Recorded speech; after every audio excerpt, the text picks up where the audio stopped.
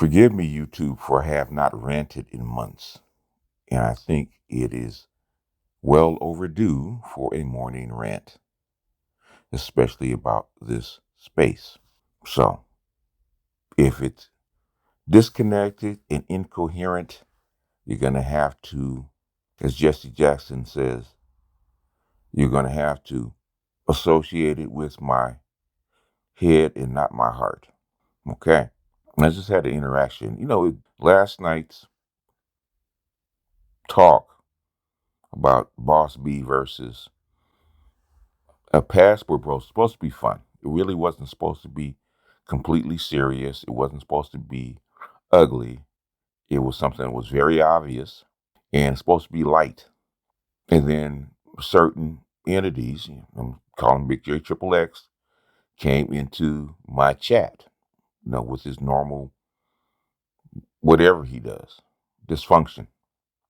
And so I called him up. And instead of talking about what the video was about, I asked him why he was here. And basically, no, that's what I ended with. You don't like me. Why do you even come to my channel? What do you want? And like a ex-girlfriend, he's bringing up something months ago and a couple of things that were years ago as a complaint that sticks in his craw. And the first thing he asked me was about single mothers in Colombia, right? In other words, there's a bigger percentage of single mothers. A single mother rate is bigger in Colombia than it is in the United States or even in the black community. He used that as a fact. So first thing I asked him, where'd you get that from? How'd you find that out? He started mumbling and said, no, how did you find that out? Where'd you find that? He said, you found it out from me. And I said, why do you think I brought that up?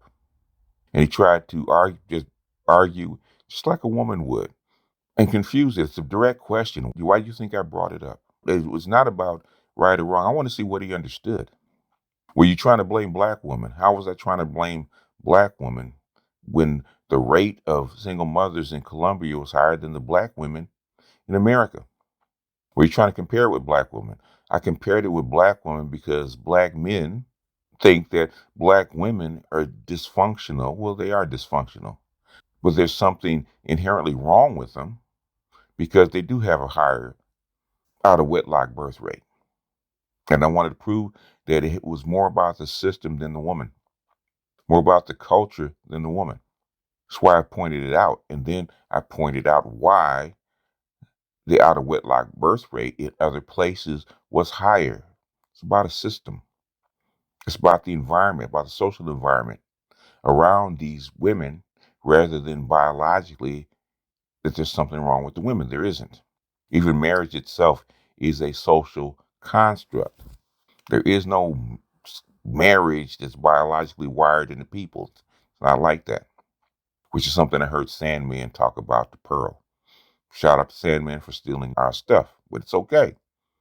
The second thing was when he couldn't win that argument, couldn't figure that out, he talked about something that's as simple as something you could have put into a Google search engine and found it within minutes, well, seconds, much less minutes.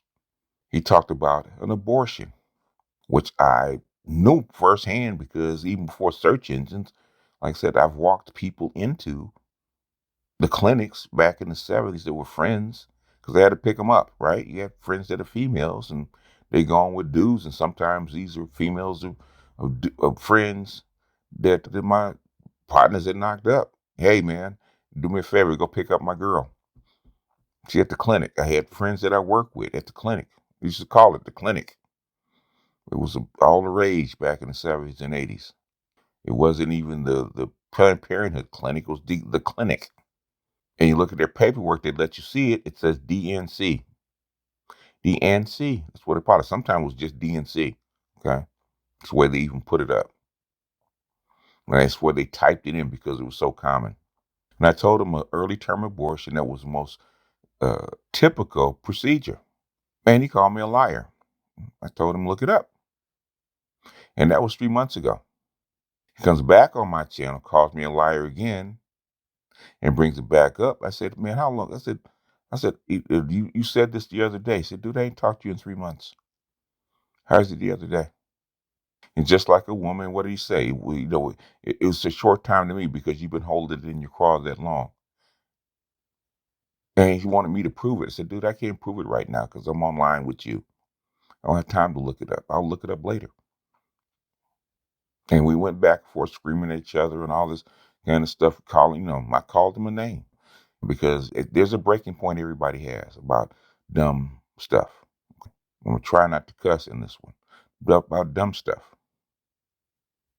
And after I got off, I was so pissed. I looked it up. I just put it at DNC abortion, right? 5 seconds, it pops right up. Highlighted. Most common procedure in an early term abortion. Highlighted. He could have found that himself within minutes and seconds, much less minutes, much less days, much less weeks or months. 3 months, you couldn't find it. And that's the problem in this space about table talk, about so-called SBE, which doesn't mean anything. Had the brothers on here explain SBE to me. Had the brother that came up with the term.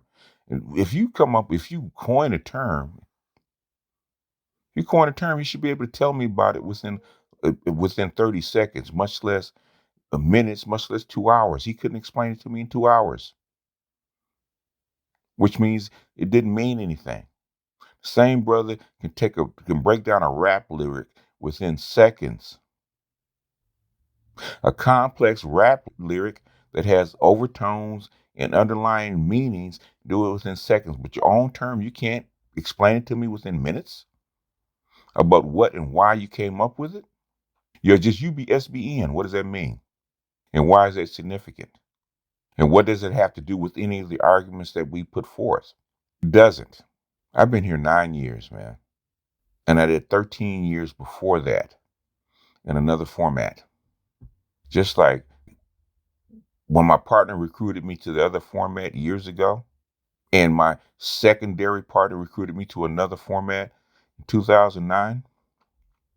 When I come here, I come to invoke change in wherever I'm at because that is my mission in life, to invoke change. Okay. I'm an avatar for change. I spoke to one of my spiritual teachers, Master Yao, because he does that. That's his expertise, man, about the mystic arts, about reincarnation and generational things, about why you're incarnated, right? And I asked him straight up, could I be an avatar sent someplace where you don't belong, for the most part don't belong, in places that don't understand you? Why are you here? Ever since I was a little kid, I was always been an avatar for change. Every place I've ever been. When I was a little kid, I read the Bible and noticed there was a king in there. He wanted to have knowledge. He wanted to have knowledge to help his people, not for himself, but to help his people. He was an avatar for change. King Solomon. Go back and read it. When he was a little boy, before he became king, he wanted knowledge to help his people. He wanted to become king, not to become king. He wanted to be an avatar for change for his people. I read that I was like 8 years old. I decided that's what I want. If I was going to be anything, anywhere, in any position, I was going to be that. Every place I've ever been, every school, every class, every job, every job. Sometimes I did it, sometimes I couldn't. Okay, it didn't work out. I was an avatar for change. Even with my first job at McDonald's, okay, first paid job at McDonald's, okay, I literally started to change the way we do things, and not in small ways, but big ways. Same thing here. I didn't come here just to spout off my opinion and get looks and waves and stuff like that. I don't show my face. I don't beg for money. At least I don't beg for money for myself. When I beg for money or I solicit money, it's for the people that are experts in this space to get paid what they're worth, so that the others will be encouraged to come here and do the work. You're going to pay them pennies on the dollars anyway. You're gonna pay them pennies on the dollar anyway. Give them something. Don't take, because black people have the reputation for taking and not giving back, for begging and not supporting, because we support bunk. We pay to see dysfunction because it's entertaining to us. And this space keeps being dysfunctional. I've just listened to Sandman talk about the black manosphere and all the infighting that goes on over nothing, because somebody wants some piece of clout somewhere. Like, I was listening to Pearl talk about there's certain people that claim responsibility for Kevin Samuel's message or his talking points. I was one of them. But guess what? I showed you exactly where he got the stuff from. Exactly the moment where he changed into the Kevin Samuels that we know. Exactly the the stuff that I came up with that he repeated and what the elements are. And gave him more than the permission to actually do what? Use the stuff so that he could be an avatar for change. That's what I wanted him to be. When I first recruited him to change the men, the so-called educated lambs, into high-value men, because I knew he could. He's a perfect agent to do it, and I wanted him to get paid for doing it. I didn't want him to be broke. I don't want people begging him, because those cats have plenty of money. They could pay him to change themselves so they could be happy, and he did. He's an avatar for change for the women. For the black women, that's where he started. That was his goal. But the message extended way further than either me, him, or anybody else could anticipate. It's called luck. He was an avatar for change. He didn't just change us, he changed the whole world. And we're looking at it. So all the stuff that me and the PhDs and other people have coalesced and formulated and come up with answers for, that stuff spreads. And it's being adapted and adopted by not only just the wider society in the United States, but globally. The word gynocracy is global now. It's not just here. It's to actually describe a social system or subsystem in this modern post-industrial society. That's what they're for. We went back and broke down what patriarchy actually was, Western patriarchy actually came from, what it means. In fact, they had a chick that was somebody sent me, right? She's a PhD, she's a psychiatrist. And that she said that Western patriarchy is slightly different from African patriarchy. She was correct.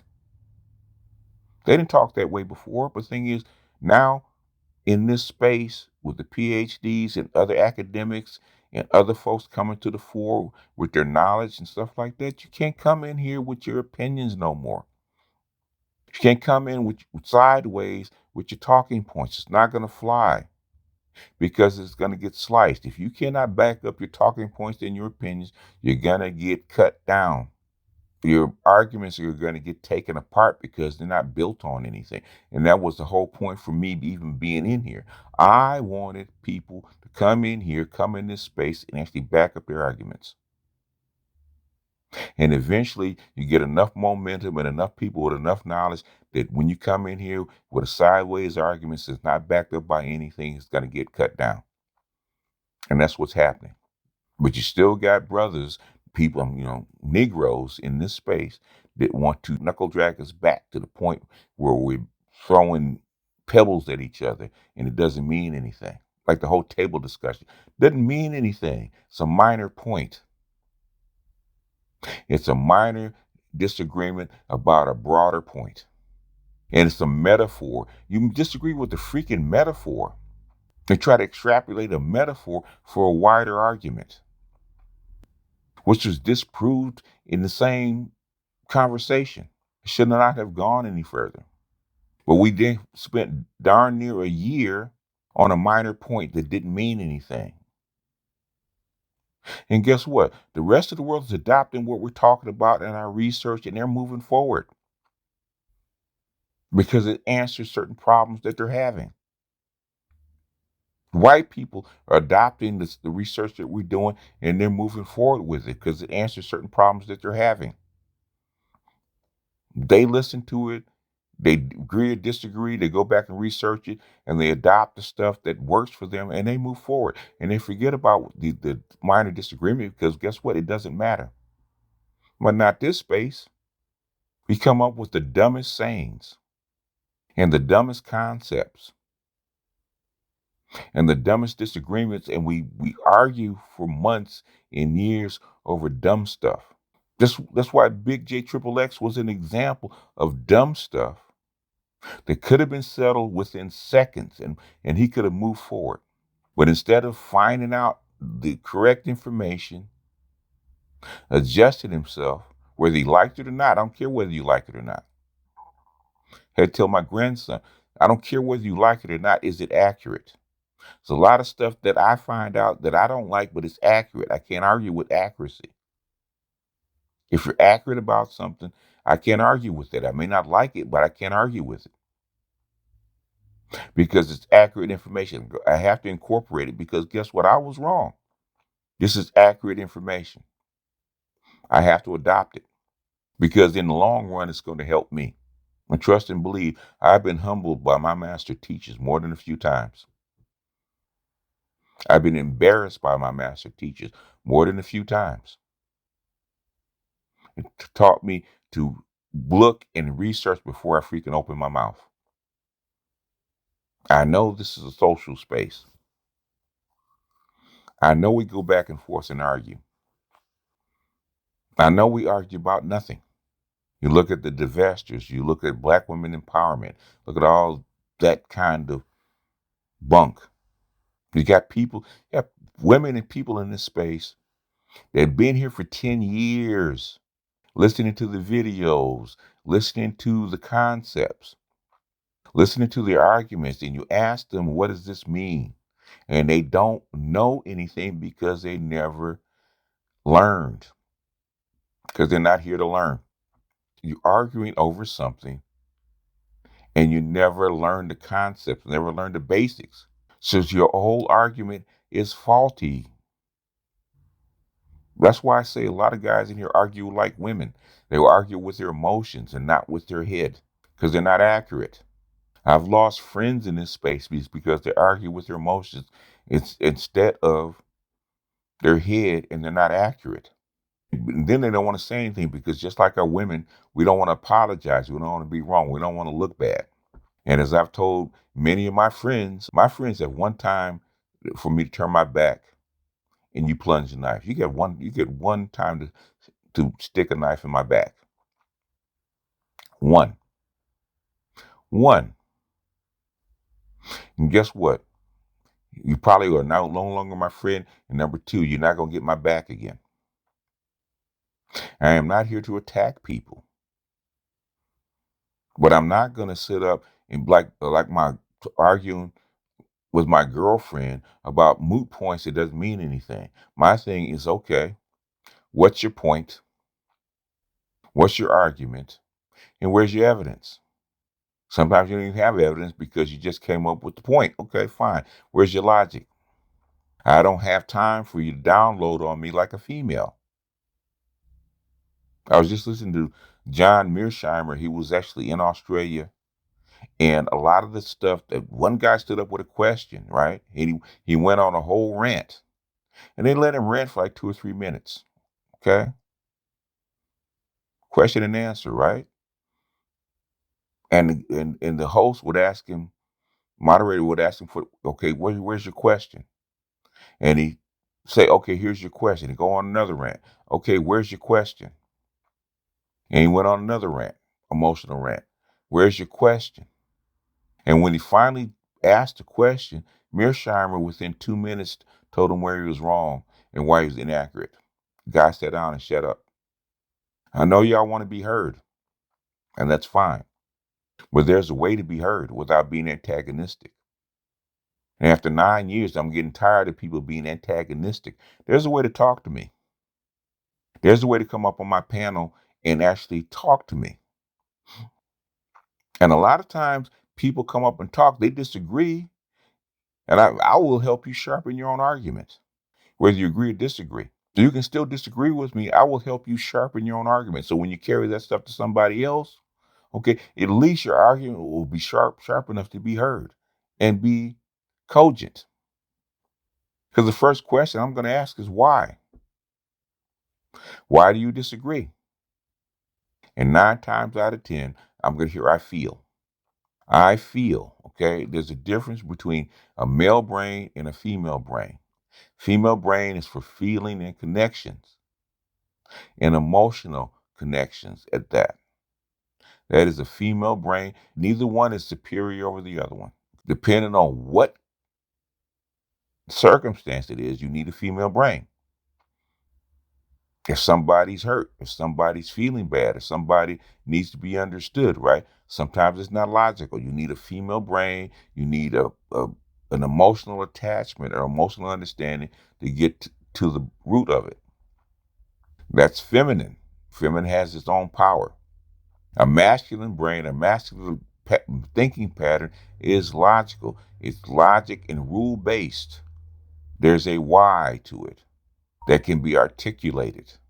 This is a male space, not a female space. When I go into my Be Just for Women's channel, it's a female space. There's less why and more about feeling. Understand why, understand your feelings, why you feel that way. In the male space, it's about logic, rule based, and evidence. So I'll let people get their stuff. That's why I have a timer. You got 2 minutes to get your stuff off. That's why the timer is ticking. You should be able to articulate what your point is, not having to give a whole bunch of evidence. What your point is in 2 minutes. Not prove your point, but articulate your point within 2 minutes. That's why I put the timer up there. So I will have the cue, and people will know the cue. I have to be held accountable because I said 2 minutes. I have to shut up. And sometimes, even if it's so bad, I'll pull off the headphones and walk away for about a minute and come back, so that person will get their full 2 minutes. But my whole point for the rant is the whole world is moving forward in this stuff. The whole world is changing around these ideas and in this structure of feminist structure for the last 50 years. The whole world is adapting to it because feminism, as I have said it for the last year or so, is failing. And it's not because of the men, it's because the women are not going to like it. They're not going to accept it because biologically, the role that they have to play, which is a male role, they can't do it. They were not built for it. They were not trained for it. They're not adapted to it. And biologically, it doesn't fit their role in life, their mission in life. That's why it's going to fail. And the proof and the receipts after 50 years of, 54 years of feminism, 2 generations, 2.5 generations, it's failing. Two and a half generations have matured into their 50s and 60s with these ideas, and they have failed. The last experiment was the millennials. It's supposed to be perfection, perfected ideals of feminism. It's flopping all over the place. It's bombing out. Millennials are telling the younger Z's, hey, this mess doesn't work. Do something else. They're moving forward, and we're arguing over stuff that's 50 years old. And now I'm talking about the women, I'm talking about the men. Men in this space that have been in this space should understand the basics of the red pill. I should not have to go over with somebody that's been here, like Big J Triple X, almost 20 years about the red pill and what it means and all the associated figures and movements around it. You've been here from the beginning. You've been arguing against the manosphere for 20 years. You should understand it inside and out, whether you agree with it or not, and you don't. I'm tired of these people that have been here since the beginning arguing about the same stuff and don't understand the structure because you've been here too long. You cannot be in kindergarten for 20 years. You're going to have to graduate at some point. You should be a master at this stuff. I've been here since Manosphere 1.0. You should have mastered this stuff, whether you agree with the stuff or not. I don't care if you don't like MGTOWs. You should understand who they are, what they stand for, and why they have come into existence, because you've been here from the beginning. Should understand the pickup artists and the dating coaches, because you've seen them grow up from the beginning. You should know what incels are, or true forced loneliness, because you've been here from the beginning. All the stuff we argue about over male-female relationships, if you've been here for 20 years, you should be experts at this stuff. I figured out more in the first 2 years than these guys have figured out in 20. And that is a shame. Should be embarrassed.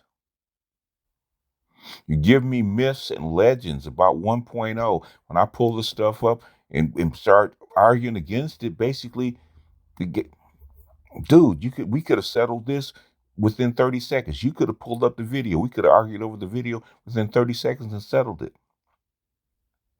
Why are we arguing for months and years about stuff that we could settle within hours or days or weeks or even months if you want to carry it that far? Doesn't make sense to me. These are intelligent people in intelligent spaces. It doesn't make sense to me. That's not why I'm here. That's why I'm irritated. Just like Big J Triple X. Either one or two things, well, three things, really. The only three things you could. Either you couldn't find it because you didn't understand the concept, right? You're incapable of understanding the concept. Intellectually incapable. Don't have enough IQ points to understand the concept, or you're lying. And a lot of this stuff that goes on, for at least for the last year, about the arguments about 1.0 versus 2.0 versus table talk versus SBE, the one or two things, right? One or three things. You can't find the evidence, you don't understand the evidence, or you're lying. One of three things, and I'm getting tired of those three things because it's gone on too long. You have plenty of time to do the assignment. You have plenty of time to break all this stuff down. You spend hours arguing the same thing over and over again, instead of getting down to the point and finding out what it is that you mean or why you have this argument and bring evidence to it. You got months, sometimes years, but you come up on panels, you come up in the chat room with the same old stuff and with nothing. It's embarrassing, which is why the white boys talk about us like that, because it's embarrassing. White boys, I prove them wrong, within minutes, they change their stance and they go the other way. With Black Pill, okay, they said it was this, that, and third. I pulled up the original point about Black Pill, pulled up the source, told them my ideas coming from the guy that came up with the concept in this space. Them white boys changed the very next week. We might have disagreements about it, but guess what? I proved it. They ain't said nothing since.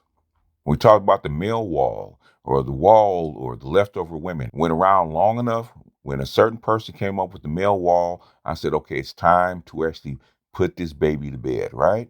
That's why I put one video out, 20 minutes long, with 13 charts, talking about what the wall actually was and why women are considered leftover after 30. Irrefutable evidence. Black people still argue about it. White people move on. They take it, and now I hear the stuff that I put up repeated all over the place. Because it was always there. I didn't make up the evidence. I didn't do the research. It was there. Nobody looked for it. And I did. Nobody looked. Eli Sanyika. Elimu Sanyika means knowledge. It means learning. Elimu Sanyika is gatherer of knowledge.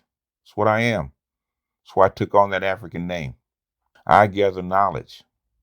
I gather people that are educated because I want to know. I've been that way since I was 5 years old. I've been that way since I read about King Solomon when I was 8. I gather knowledge not to promote myself, pump my chest, or try to be over everybody else. I gather my knowledge to do what helped my people, just like King Solomon did. He became king, the greatest Jewish king, not to promote himself, but to help his people. That's what I've always done. That's why I've always been. It's since I was a child. I've always been that way. My my neighbors that knew me as a child said I've always been that way. I'm an old man. I'm still that way. And I want my people, my group to get better. I want the manosphere to get better. I'm tired of the manosphere being a laughing stock. Okay? That's why Kevin was so important. That's why I promoted him. That's why I helped him. That's why I brought people in. I want the manosphere to be better. The thing is, but I can't make the manosphere better if you don't want to be better for yourself. I'm hoping that I'm wrong. Sometimes I don't think the manosphere wants to be better for itself. I don't think the men in the manosphere want to be better. I hope this whole experiment about the black manosphere and black men coming in it was not just to whine,